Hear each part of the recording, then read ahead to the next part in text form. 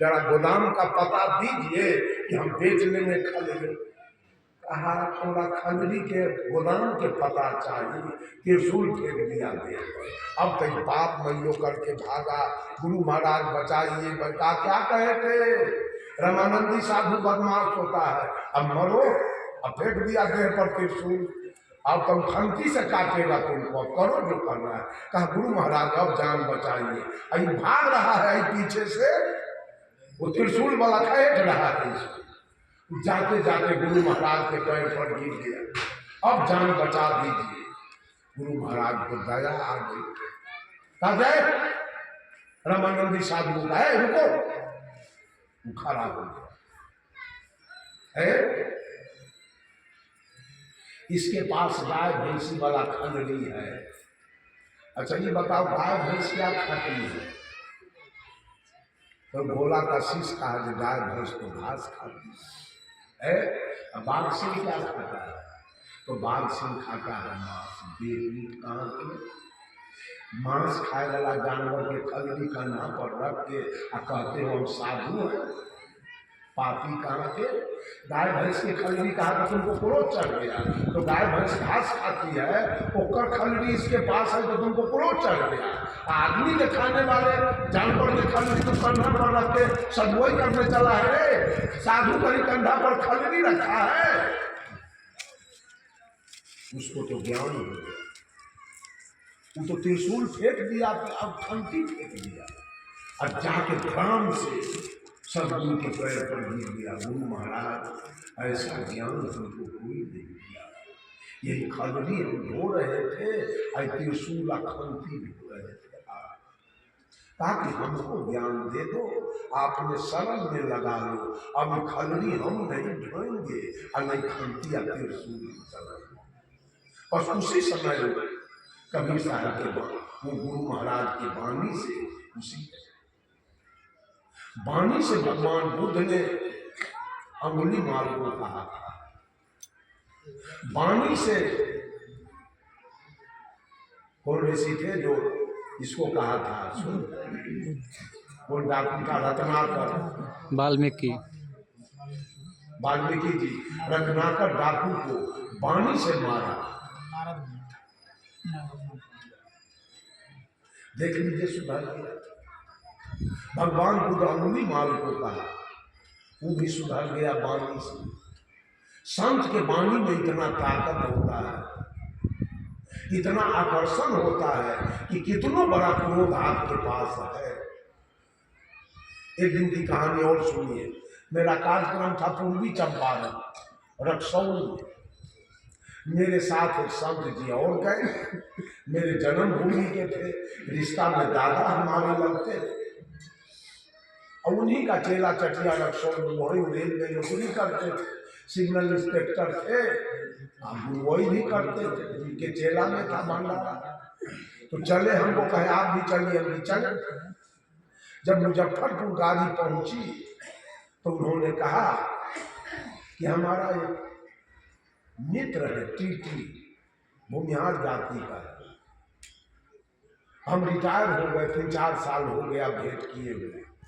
चलिए मुजफ्फरपुर में उतर के थोड़ा भेंट कर लेंगे और फिर दूसरी गाड़ी पकड़ के चलेंगे चंपारण। हम भी ठीक है चलिए। उतर गए मुजफ्फरपुर, गए टीटी महोदय से भेंट करने। गए तो ही चले गए टीटी के घर के अंदर। हम बरामदे पर खड़े रहे। हम बिना कहे क्यों चले जाए उनके घर के, वो तो दोस्त थे, चले गए।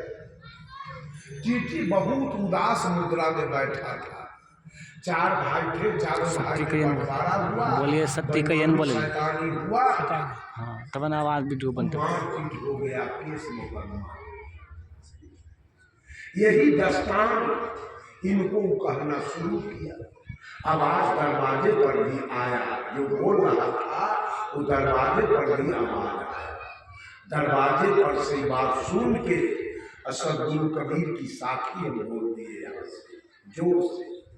कबीर माया वेश्या दोनों की एक जात, आवत को आदर करे जात मत छुआ। साहब कबीर ने धन को वेश्या से तुलना किया। धन और वेश्या दोनों की एक जाति है। अगर वेश्या के यहाँ आप जाइए तो बड़े आदर से बुलाएगी आप। उसका काम बन गया, माल आपसे दे दिया, उसके बाद वो चूतर पर लात मारी निकाल। उसी प्रकार से अगर धन आपके यहाँ आ रहा है तो सारे गांव के लोग इज्जत करेंगे। आइए चाय पी लीजिए, बीड़ी पी लीजिए, खैनी खा लीजिए। अब कहीं धन जा रहा है तो आपको देख के छीट जाएंगे। आ रहा है गलेगा, कुछ मांगेगा, छीट जाएंगे। दोनों की एक गति है। जब बात बरामदे पर से हम बोले, वो आदमी दौड़ के आया बरामदे पर, अब कॉपी किताब कलम कॉपी लेके आया। कहा साहब जी ये पंक्ति हमको लिखा दीजिए, आपने बहुत बड़ा दवा हमको दिया, अब मैं जाता हूँ घर और चारों भाई जाके हम मुकदमा वापस करें। वेश्या के लिए लड़ाई लड़ना आपस सहोदर भाई में की सबसे बड़ी अज्ञानता है। जब कबीर धन को वेश्या से तुलना किया तो आप वेश्या के लिए लड़ाई नहीं कि 16 होगा और मैं जा रहा हूँ छुट्टी लेके, और इतना जो मैं मायूस बन के बैठा था, आपकी वाणी मेरे अंदर हरियाली ला दिया, खुशहाली ला दिया। अब कष्ट करने की कोई जरूरत नहीं। बंधुओं, ऐसे कबीर की वाणी नहीं है। कबीर की एक एक पंक्ति आपके लिए दवा है, आपके लिए औषधि है। आप वैसे संकट की घड़ी में कबीर के वाणी को याद कीजिए, सारा संकट आपका। अभी मैं छत्तीसगढ़ गया तो एक आदमी कबीर पंथी थे, उनका भाई ब्रह्मचारी, नाम उनका याद नहीं हो रहा है, निरपेंद्र जी क्या नाम है ब्रह्मचारी के। उनके मठ पर गया, उन्होंने कहा साहब मेरे बड़े भैया के पास एक ही लड़का था और वो प्रोफेसर था परमानेंट कॉलेज में। डॉक्टर की गड़बड़ी से मेरे भतीजा का देहांत हो गया। हमारी भाभी और भाई बहुत चिंता में रहे। जरा आप जाइए और कुछ देर उनको अपनी विचार दे करके आइए वहाँ से। हम गए 3-4 आदमी टेम्पो पर बैठ के, और उनको जब समझाने लगे हम कहा कि सुनिए, 2 सत्ता का मिलन 1 + 1 = 2 और 2 - 1 = 1। जब हम 1 से 1 को जोड़ते हैं तो 2 होता है, और 2 में से 1 को घटाते हैं तो 1 बचता है। तो 1 + 1 = 2। यही मेरा जीवन है। माँ के पेट में जब आत्मा ये 5 तत्व से मिला है, 5 तत्व और आत्मा दोनों मिला है, तो शरीर तैयार हो गया तो हमारा जीवन हो गया। जन्म लेने के बाद लोग कहता है फलना को एक लड़का जन्म लिया, एक लड़की जन्म लिए।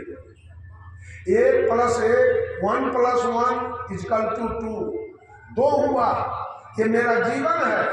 एंड 2 - 1 = 1, और 2 में से 1 हट गया। तो बहुत सारे लोग मंच पर बोलते हैं कबीर पंथी भी सब कुछ झूठा है, लेकिन सत्य क्या है? एक सत्य क्या है दुनिया में? लोग कहते हैं मौत। मौत सत्य है। आप लोग बोलिए, मौत सत्य है कि झूठ है? क्या है? कोई बोलेला तैयार देखता है कि बोलबे सुतरते कि न सुतरते। मौत सच है कि झूठ? झूठ है पूरा। मौत है ही नहीं, केवल परिवर्तन का चक्र चल रहा है। मां के गर्भ में दोनों सत्ता का मिलन हो गया तो जीवन है, आत्मा ने शरीर को छोड़ दिया, इसी को मौत कर देते हैं। न प्रकृति मर रही है, न पुरुष मर रहा है, कबीर साहब ने कहा माटी को माटी ने मिला, मिला पौन में पौन, मैं तो ही पूछो पंडिता दो में हुआ कौन। शरीर मरा कि आत्मा, किसका श्राद्ध होगा 14 दिन तक? कौन मरा दोनों में से? कोई नहीं, केवल परिवर्तन हो रहा है। माटी पानी से दुर्गा जी बना लीजिए और फिर पानी में फेंक दीजिए, फिर वो जिस मिट्टी से बनाए थे वो मिट्टी में मिल गया, आखिर मिट्टी मर गया। आत्मा जैसा कर्म किया वैसे जगह पर गया। पांचों तत्व। अच्छा ये बताइए, माटी पानी हो, कुम्हार हो, चाक डंडा न हो, तब बनेगा बर्तन। अच्छा चाक डंडा हो, कुम्हार हो, माटी पानी न हो, तब बनेगा। अच्छा माटी पानी भी हो, चाक डंडा भी हो, कुम्हार न हो, तब नहीं ना बनेगा। कारण 3 है, उपादान कारण, साधारण कारण और निमित्त कारण। जब तीनों कारण मिलता है तो कार्य प्रारंभ होता है। ये शरीर 5 तत्व के मिलन से, 5 कारण से शरीर बना है कार्य रूप में। ये मठ बन गया कार्य रूप में, ये मठ कार्य रूप में बन गया। सब लोग रहते हैं, बैठते हैं, सोते हैं, खाते पीते हैं, कार्य रूप में आ गया। ये मठ बनने का कारण क्या है? कोई आगे बोलिए तो, किस कारण से मठ बन गया कार्य रूप में? कारण क्या है? खाली जिंदगी भर चिंगड़ा दही या खीर पूरी खाए। कारण है मिट्टी, मिट्टी से बना है ईटा, मिट्टी से बना है सीमेंट, मिट्टी से बना है सरिया, मिट्टी से बना है बालू, अब मिट्टी से बना है पत्थर। कार्य रूप में बन गया। रहते रहते रहते रहते फिर एक दिन ये कार्य कारण में वापस हो जाएगा और फिर मिट्टी में मिल जाएगा। तो 5 कारण से शरीर बना। धरती आकाश को तो नहीं माना गया, लेकिन मानिए धरती, आकाश, हवा, पानी, आग, 5 कारण से शरीर बना। आत्मा निकल गया, शरीर को छोड़ दिया। शरीर गर्म है कि ठंडा? आत्मा निकल जाने के बाद इस शरीर गर्म है कि ठंडा? ठंडा। ठंडा क्यों हो गया? जिस अग्नि कारण से शरीर का निर्माण हुआ था, वो अग्नि कारण उसको छोड़ के, कार्य छोड़ के और कारण में वापस अग्नि तक इस शरीर को छोड़ दिया। वो अग्नि में निकल गया, शरीर ठंडा हो गया। अच्छा शरीर में धड़कन है क्यों?